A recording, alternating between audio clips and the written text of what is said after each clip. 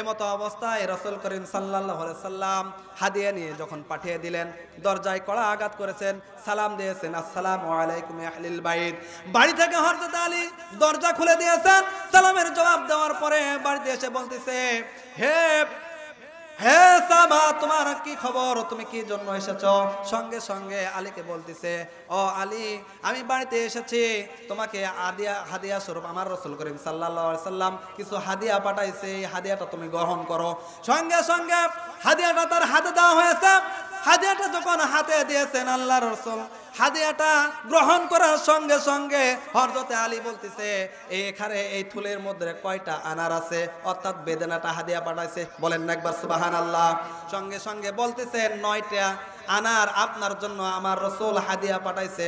সঙ্গে সঙ্গে আলী বলতেছেন, না, কখনোই না। সঙ্গে সঙ্গে সাহাবাটা বলতেছেন, ও আলী, আল্লাহর রাসূল সত্যি আপনার জন্য 10টা ডালিম পাঠিয়ে দিয়েছে। তার কারণটা হলো কি জানেন? আল্লাহর রাস্তায় হযরত আলী কয়টা বেদনা দান করেছিলেন? কয়টা? একটা ডালিম দান করেছেন। ওয়াত্তাকুল্লাহ, একমাত্র আল্লাহ তাআলার উপর তাওয়াক্কুল করে আশা রেখে ভরসা রেখে হযরত আলী একটা মাত্র দান করেছেন। তিনি জানেন না? জানেন না? তিনি জানেন যে আল্লাহর রাস্তায় যদি 1 টাকা দান করি 10 টাকার সমপরিমাণ সওয়াব হবে, বলেন না একবার সুবহানাল্লাহ।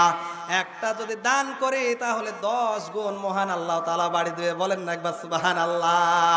সঙ্গে সঙ্গে আলী বলতেছে, হে সাহাবা, আমি আল্লাহর রাস্তায় একটা বেদনা দান করেছি, আমার জন্য যদি হাদিয়া আসে 10টা আসা লাগবে, বলেন না একবার সুবহানাল্লাহ।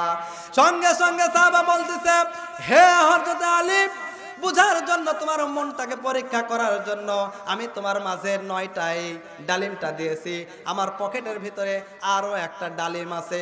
সঙ্গে সঙ্গে সাহাবা ওই আরেকটা ডালিম বের করে আমার হযরত আলীকে দিয়ে দিয়েছেন, বলেন না আরেকবার সুবহানাল্লাহ। আউযু বিল্লাহি মিনাশ শাইতানির রাজিম। বিসমিল্লাহির রাহমানির রাহিম।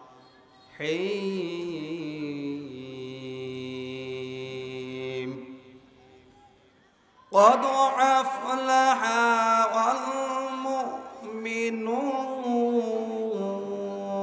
المؤمنون الذين هم في صلاتهم خاشعون والذين هم للزكاة فاعلون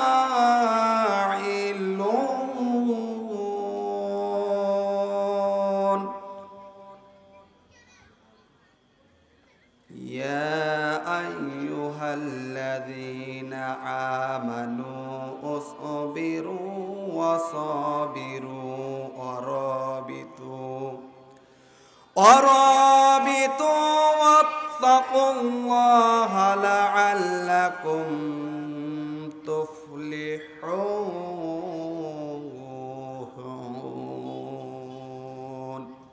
সম্মানিত মুসল্লিবৃন্দ, কুরআনুল কারীমে ডাক দিয়ে বলতেছেন, মহান আল্লাহ তাআলা বলতেছেন, কদ আফলাহা ওয়াল মুমিনুন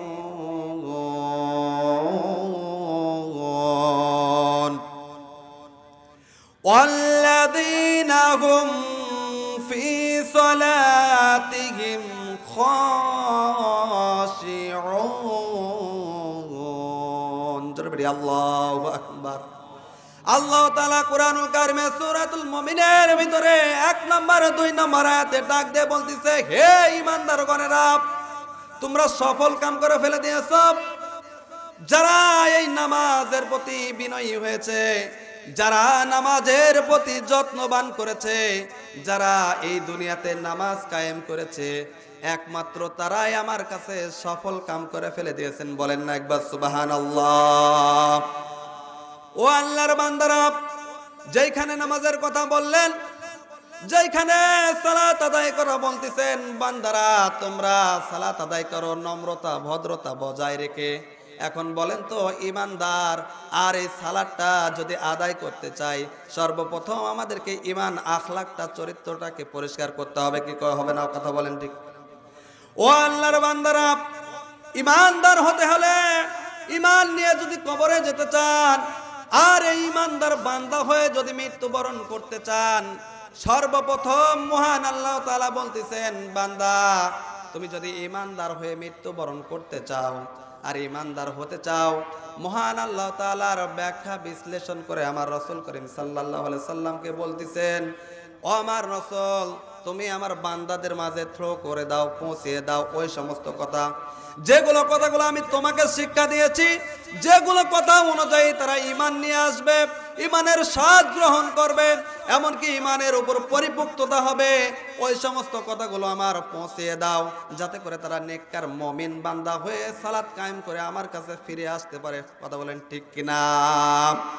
সম্মানিত হাজিরিন, মহান আল্লাহ তাআলা রাসূল করিম সাল্লাল্লাহু আলাইহি সাল্লাম বলতেছেন, ও সাহাবা ইজমাইনরা, তোমরা যদি ইমানদার হতে চাও আর ইমানের স্বাদ যদি গ্রহণ করতে চাও, বিশ্বাস করো এই দুনিয়াতে এই জামানায় তোমাদেরকে আমি ঘোষণা করে বলে দিলাম, যদি কোনো ব্যক্তি একবার কালেমা তাইয়্যিবা লা ইলাহা ইল্লাল্লাহু মুহাম্মাদুর রাসূলুল্লাহ, জোরে আল্লাহু আকবার, এই কালেমা তাইয়্যিবা যে বান্দা পাঠ করবে, মহান আল্লাহ তাআলা বলতেছেন, আমার রাসূল করিম সাল্লাল্লাহু আলাইহি সাল্লামকে বলতেছেন, অবশ্যই সে ব্যক্তিটা আমার জান্নাতে প্রবেশ করবে। বলেন না একবার সুবহানাল্লাহ।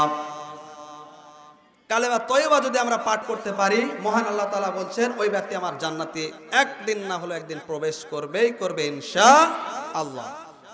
সম্মানিত হাজিরিন, শুধু তাই নয়, যে ব্যক্তি এই দুনিয়াতে কালেমা তাইয়্যিবা পাঠ করবে, তার শর্ত অনুযায়ী মহান আল্লাহ তাআলা বলতেছেন, ওই ব্যক্তিটা কালেমা তাইয়্যিবা পাঠ করে শেষ করা যাবে না, ওই ব্যক্তিটার সর্বপ্রথম মৃত্যুর সময় ঈমান নিয়ে কবরে যাবে। বলেন না একবার সুবহানাল্লাহ।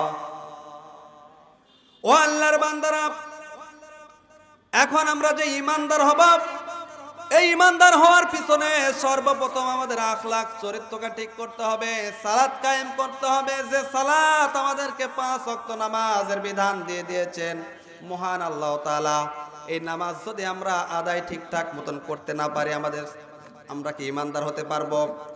ঈমানদার হতে পারবো না। ও আল্লাহর বান্দারা, আজকে দেখেন 12টি মাস আমাদের ভিতরে মহান আল্লাহ তাআলা দিয়ে দিয়েছেন। যে 12টি মাস আমাদেরকে দিয়ে দিলেন, তার মধ্যে একটি মাস শ্রেষ্ঠতম মাস করে দিলেন, সেটার নাম কি বলেন তো একবার? কি মাস? রমজান মাস। অন্য কোন মাস গণনা করা হয় না, এই একটি মাস রমজান মাস গণনা করা হয়। আর এই রমজান মাসকে গণনা করার পরে এই রমজান মাসে অন্য কোনো দেখা যায়, অন্য কোনো মাস চাইতে ফলো করলে দেখা যায় ওই মাসে অন্য কোনো মাসের চাইতে এই রমজান মাসে সব চাইতে নামাজি ভীরু আত্মাওয়ালা লোক, ইমানদার লোক পাওয়া যায়। কথা বলেন ঠিক কিনা?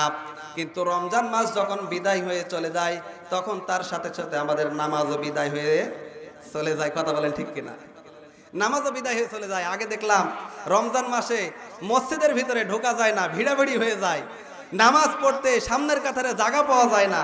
আর এখন দেখতেছি সামনে কাতার প্রায় অর্ধেকটাই ফাঁকা পড়ে আছে, পূরণ হয় না। এটাই আমাদের ঈমান। ও আল্লাহর বান্দারা, এটা আমাদের ঈমান না। ঈমানকে পরিপূর্ণ করতে হবে, 5 ওয়াক্ত নামাজের তাগাদা দিতে হবে, 5 ওয়াক্ত নামাজ আদায় করতে হবে ধৈর্য সহকারে। যদি কোনো বান্দা 5 ওয়াক্ত নামাজ আদায় করে যায়, মহান আল্লাহ তাআলা বলতেছেন ওই বান্দাকে আমি বিনা হিসাবে জান্নাতে আমার দিয়ে দেব। বলেন না একবার সুবহানাল্লাহ। ও আল্লাহর বান্দারা, যেখানে মহান আল্লাহ তাআলা আমার রাসূল করিম সাল্লাল্লাহু আলাইহি সাল্লামকে দিয়ে শিক্ষা দিয়ে বলে দিলেন, ওয়া আকিমুস সালাত ওয়া আতুজ যাকাত, বান্দা তোমরা সালাত কায়েম করো এবং যাকাত দাও। পাশাপাশি কি দাও? যাকাত তোমরা দাও। এইবার সালাত কায়েম করব, আর যাকাত দিব। এই সালাতের পাশাপাশি আমাদেরকে আরো কিছু কাজ করতে হবে। ও আল্লাহর বান্দারা, যদিও সালাত কায়েম করব, কিন্তু সালাত কায়েমের পিছনে মাঝখানে এরই ভিতরে আমাদের কি পাপ হয় কি হয় না? কথা বলেন। নামাজ পড়ে ঠিক আছে, পাপও যুক্ত হয়ে যায়, কিন্তু এই পাপটা আমাদের এত পরিমাণ করে ফেলে দিয়েছি ও আল্লাহর বান্দারা, এত পরিমাণ পাপ করি যে পাপ করার কারণে মহান আল্লাহ তাআলার দরবারটা আমরা ভুলে যাই। কথা বলেন ঠিক কিনা? পাপ করার বিনিময়ে আমরা আল্লাহ তাআলার দরবার, আল্লাহ তাআলার ঘরটাকে ভুলে যাই। আমরা এতটাই পাপ করি যে পাপ করার কারণে আমরা আল্লাহ তাআলার ঘর পর্যন্ত যেতে পারি না। ও বান্দা, কি এমন পাপ করেছি আমরা? কতগুলো পাপের অধিকারী হয়েছি, কতগুলো পাপ করেছি আমরা, যে পাপ মহান আল্লাহ তাআলার কাছে ক্ষমা চাইলে ক্ষমা করতে পারেন না আল্লাহ তাআলা। পারেন না বান্দারা, বাপজানেরা? অবশ্যই পারেন, কিন্তু আমরা চাওয়ার মতন চাইতে পারি না, কাদার মতন কাটতে পারি না, বিধায় আমাদের পাপটা আরো বোঝা শুরু হয়ে যায়। কথা বলেন ঠিক কিনা? সম্মানিত মুসল্লিবৃন্দ, সালাতের আগে আমরা যেই পাপ করি না কেন দুনিয়াতে, এই পাপ থেকে আমাদেরকে মোচন হয়ে ফিরে আসতে হবে। পাপটা যেটাই করি না কেন, পাপের জন্য আমাদেরকে ক্ষমা চাইতে হবে। কার কাছে? কথা বলেন, কার কাছে? আল্লাহর কাছে। ওয়াত্তাকুল্লাহ, একমাত্র আল্লাহ তাআলার কাছে ক্ষমা চাইতে হবে পাপের জন্য। পাপ আমরা যেটাই করি না কেন আল্লাহর বান্দারা, পাপ যদি হয়ে যায় আপনার সমুদ্রের ফেনা সমতুল্য, মহান আল্লাহ তাআলা বলতেছেন, বান্দা তোমার পাপ যদি হয়ে যায় সমুদ্রের ফেনা সমতুল্য, ও বান্দা তুমি নিরাশ হয়ে না, আমার দরবার তুমি হাজির হয়ে যাও।